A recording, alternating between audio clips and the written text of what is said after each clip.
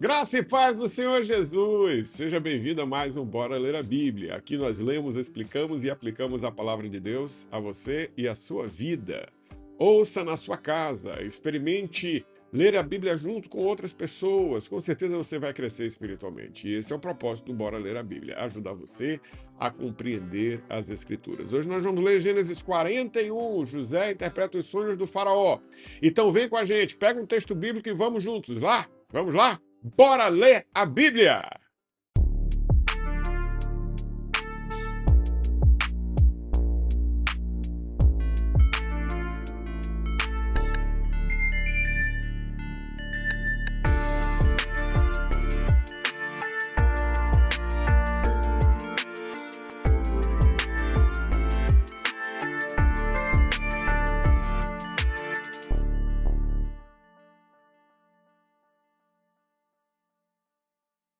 Acredito que você pegou um texto bíblico. Vamos agora à leitura de Gênesis 41.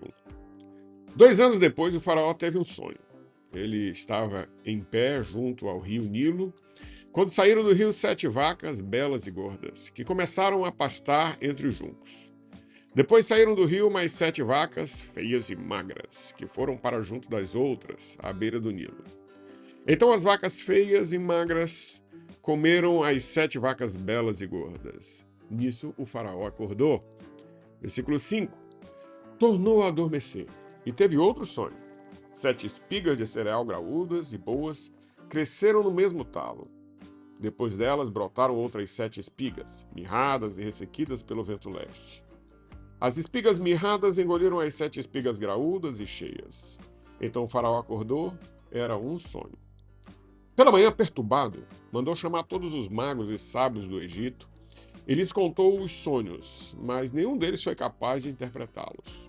Então o chefe dos copeiros disse ao faraó: Hoje me dou conta do erro que cometi.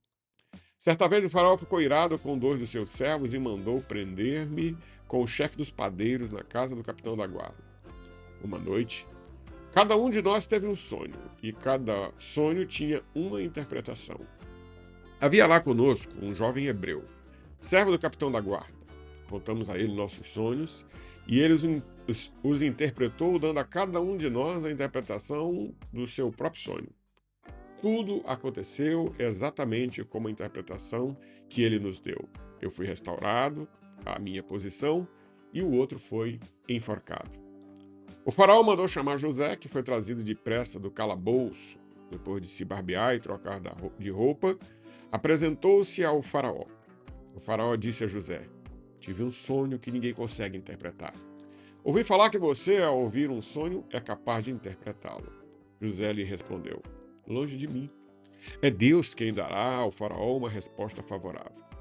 Então o faraó contou a José: Sonhei que eu estava em pé à beira do Nilo, quando saíram do rio 7 vacas, belas e gordas, que começaram a pastar entre os juncos.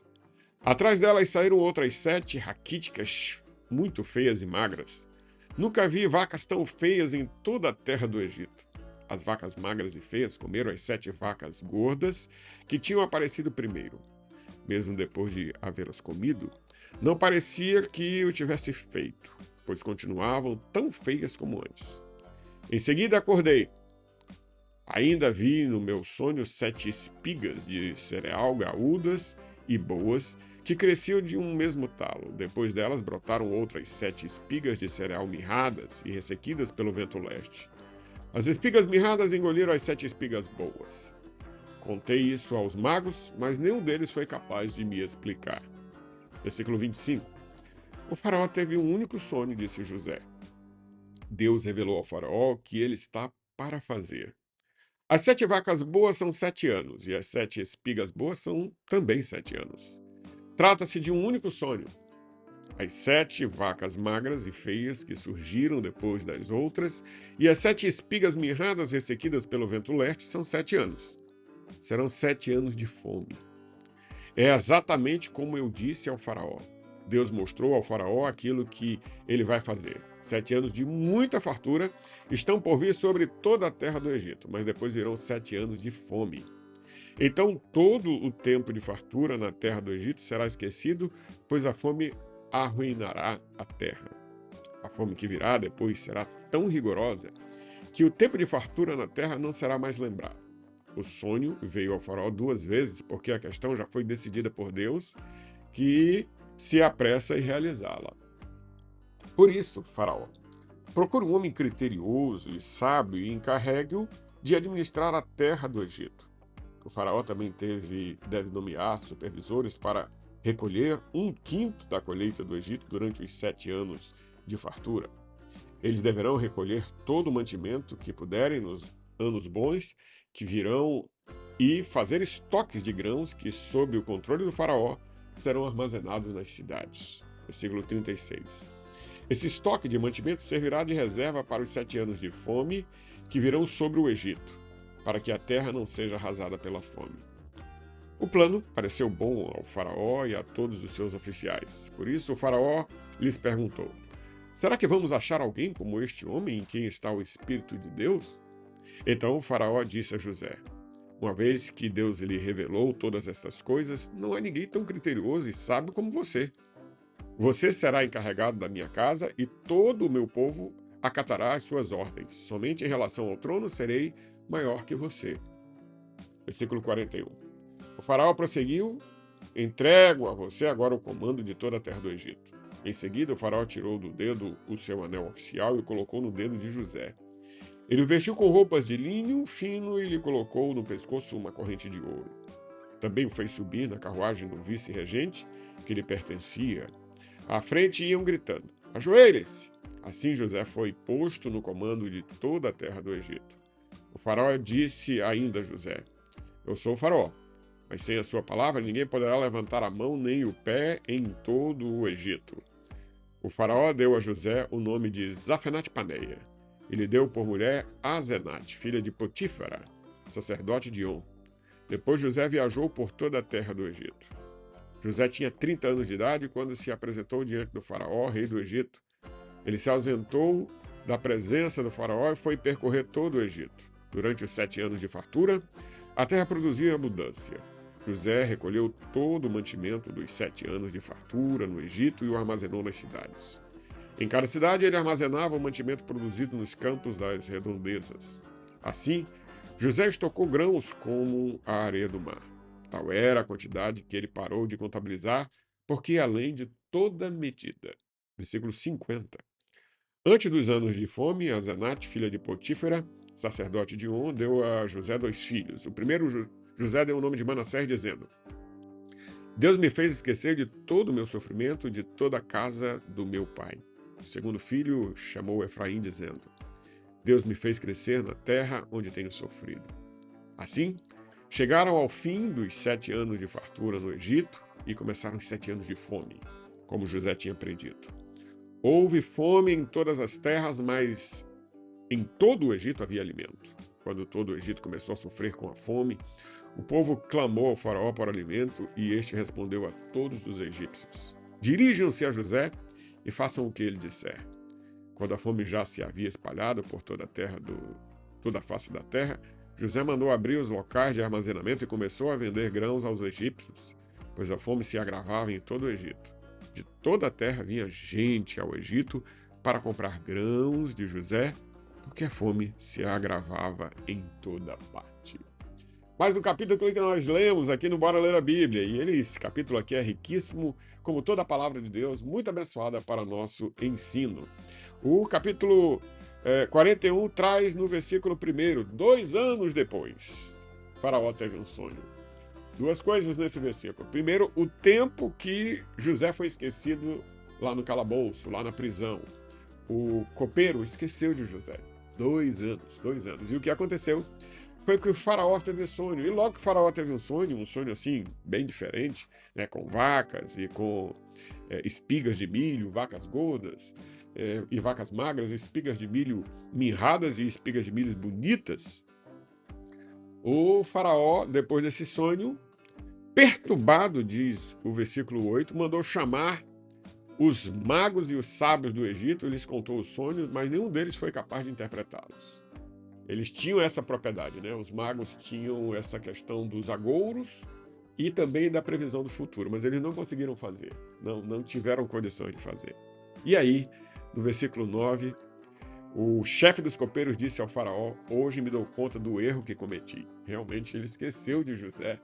E ele fala para o faraó a história do sonho dele, lá quando o faraó mandou prender ele e o padeiro, e ambos mandam chamar, diz o versículo 14, o faraó mandou chamar José, que foi trazido depressa do calabouço. Depois de se barbear e trocar de roupa, apresentou-se ao faraó. Por quê? Porque os hebreus ficavam de barba e os egípcios eram barbeados, né? Tinham a face nua. E José tinha que se apresentar assim diante do faraó, até porque ele estava preso, trocou de roupa, deve ter tomado um banho, o texto não diz, mas muito provavelmente isso aconteceu. E ele se apresenta diante do faraó. E diante do faraó, o faraó fala do sonho, comenta sobre o sonho, sobre as espigas, sobre as vacas, e o faraó recebe de José a interpretação. No versículo 25, o faraó teve um único sonho, disse-lhe José: Deus revelou ao faraó o que está para fazer. Aí José faz a interpretação sobre o significado das 7 vacas boas, das espigas bonitas, que são 7 anos de fartura, e das 7 vacas magras e das espigas mirradas, que são 7 anos de fome. E Deus demonstrou, José faz questão de dizer que é Deus que está fazendo isso, né? É exatamente como eu disse ao faraó: Deus mostrou ao faraó aquilo que ele vai fazer. E José traz a interpretação, né, do sonho para Deus, e ele fala no versículo 16, só voltando um pouco, José lhe respondeu quando o faraó disse: olha, você é capaz de interpretá-lo. José diz assim: longe de mim, é Deus quem dará ao faraó uma resposta favorável, dando glória a Deus. Eita, José! José teve prosperidade por onde passou, porque ele não deixou de dar glória, não se exaltou de forma alguma, não quis ser maior do que o seu Deus. José nos dá lição disso. Bom, José interpreta o sonho e José, a partir do versículo 33, faz algo interessante. Ele diz assim: procura um homem criterioso e sábio, encarrega de administrar a terra do Egito. O faraó também deve nomear supervisores, e aí José vai dizer o que tem que fazer, né? Para recolher 1/5 da colheita do Egito durante os anos, eles deverão recolher todo o mantimento que puderem nos anos bons para sustentar os anos maus. E aí o versículo 37 diz assim: o plano pareceu bom ao faraó e a todos os seus oficiais. E aí o faraó faz uma pergunta: será que vamos achar alguém como este homem em quem está o Espírito de Deus? E aqui não é o Espírito Santo. Na cabeça do faraó, a divindade dava sabedoria, uma divindade dava sabedoria para José. No caso, José sabia que era o Deus de Abraão, né? Evidentemente. Então o faraó disse a José, uma vez que Deus lhe revelou, aí não foi mais o faraó dizendo que era José que revelava, mas que Deus revelava a José, de tanto José falar e ensinar e dizer isso, e proferir isso. Uma vez que Deus lhe revelou todas essas coisas, não há ninguém tão criterioso e sábio como você. Você será encarregado da minha casa e todo o meu povo acatará as suas ordens. Somente em relação ao trono serei maior do que você. Veja o que aconteceu com José. Ele saiu de um preso, injustamente preso, num calabouço, e agora era o vice-rei, o administrador mor do Egito. Que coisa interessante. Só Deus pode fazer isso. Só Deus pode tirar um mendigo e colocar entre os príncipes. Só Deus pode tirar você da perdição e colocar na salvação. Só Deus pode tirar você do pecado e trazer a regeneração em Cristo Jesus. E Deus muda a história da gente conforme Ele quer. Ele é soberano. E José se coloca aqui diante da soberania de Deus, dando glória ao nome dele em todos os aspectos. Foi assim quando ele contou os sonhos para os irmãos. Foi assim quando ele foi acusado injustamente na casa de Potifar. Foi assim quando ele interpretou os sonhos na prisão. E foi assim, aqui no texto, é assim quando ele interpreta o sonho do nosso querido faraó aqui, né? Desse faraó. Faraó prossegue: eu entrego a você agora o comando de toda a terra do Egito. Em seguida o faraó tirou do dedo o anel, colocou o dedo no dedo de José, ele o vestiu com roupas de linho fino e lhe colocou no pescoço uma corrente de ouro. 3 significados importantes, né? Primeiro, o anel que era o selo do faraó, e tudo que José assinasse ia valer, uma roupa nova, uma roupa de autoridade, uma roupa de realeza e uma corrente de ouro mostrando a importância e a autoridade de José. Depois, ele coloca José no carro do vice-regente, né, o carro do vice-rei, e sai gritando: ajoelhe-se, ajoelhe-se. E assim José foi posto no comando de toda a terra do Egito. E o faraó ainda fez mais, né? Eu sou faraó, mas em sua palavra ninguém poderá levantar a mão nem o pé em todo o Egito. Deu autoridade de palavra para José. E para fazer essa relação de José com o Egito, o faraó muda o nome de José para Zafenate-Paneia e faz ele casar com a filha de um sacerdote chamado Azenate, e José começa a sua peregrinação por todo o Egito. Ele tinha 30 anos quando se apresentou diante do faraó, rei do Egito. Ele se ausentou da presença do faraó e foi percorrer toda a terra. Nos 7 anos de bonança, José fez o que tinha indicado ao faraó. Guardou toda a produção e abundância. Em cada cidade havia armazéns, e durante os 7 anos de fartura, José estocou, diz o versículo 49, grãos como a areia do mar. Tal era a quantidade que ele parou de contabilizar, porque ia além de toda medida. Muita prosperidade. E aí os anos de fome chegaram, mas antes disso, antes dos anos de fome, Azenate, filha de Potífara, sacerdote de On, deu a José 2 filhos. E aqui há um grande significado. Primeiro significado, o nome de Manassés. Manassés significa esqueci, ou me esquecendo, ou esquecido. Manassés mostra, quando nasce, a nova realidade de José. José diz assim: eu vou me esquecer de tudo que ficou para trás. A venda dos meus irmãos, eu ser vendido pelos meus irmãos, eu ser acusado injustamente na casa de Potifar, os anos de prisão, eu quero saber do que tem agora para frente. Deus me deu Manassés aqui nessa terra. Depois deu o segundo filho, chamou de Efraim, dizendo: Deus me fez crescer na terra onde tenho sofrido. Efraim traz o significado de dupla descendência, e José está realizado, mas tem uma missão, né? E aí o versículo 53 diz, 52, 53 e 54 diz que chegaram o fim dos 7 anos de fartura e começaram os 7 anos de fome.